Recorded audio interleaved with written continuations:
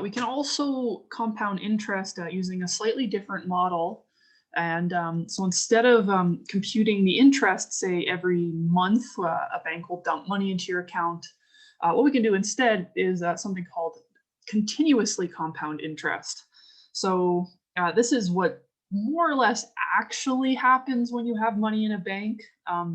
Like the bank doesn't just look at what you have in the account at the last day of the month and then add on interest according to what that number is.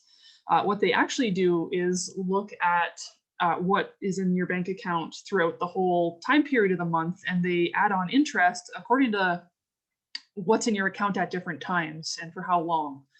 So a way that they might calculate that is using continuously compounded interest.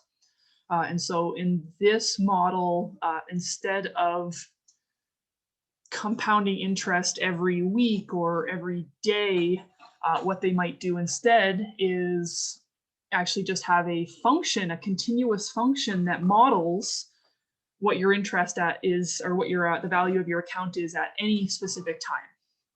And so you can sort of approximate this idea of continuous compounding by instead of doing monthly compounds, you would do weekly, and then you break it down smaller. You would do daily, and then smaller. You would break it down every hour, and then break it down every minute, every second, microsecond, etc.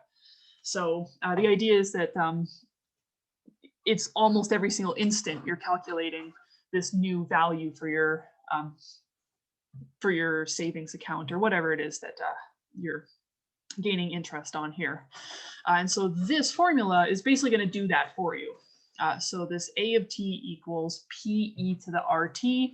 It's the same P from the other formula, the initial value, and it's the same R from the other formula, your interest rate as a decimal. So notice that we don't have that M. M stood for how often you compound it. There's not a number for that. It's all the time. So M is sort of wrapped into the E of the formula here. So we don't need to find that. So we use this model here specifically if you hear the words compounded continuously.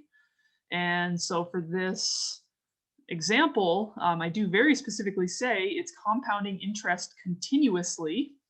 And so we have $4,000. It becomes $7,500 after 8 years, and we want to find the interest rate R. So yeah, we'll get it set up. We'll start setting up our model. A of t equals PE to the RT. I know my initial value is 4,000. 4,000 becomes 7,500. So we start with 4,000. And I know that my T is going to be after 8 years. And that goes with this other number here, the 7,500. That's going to be the value of my account after 8 years. So I should be able to plug all of this in here. I've got 7,500 is A of 8 equals 4,000 E to the R times 8. And so I can clean that up. 7,500 is 4,000 E to the 8R.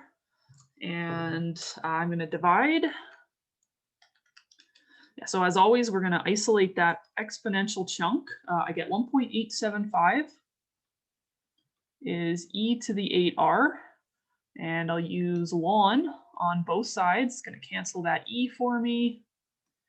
So ln of 1.875 is equal to 8R.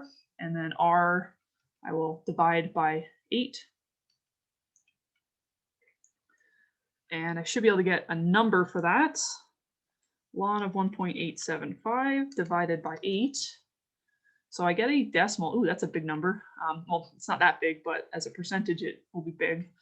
So I get 0.078. I'll carry a few decimals here, 576. And then if I want to now convert this back to a percentage, we're going to multiply by 100.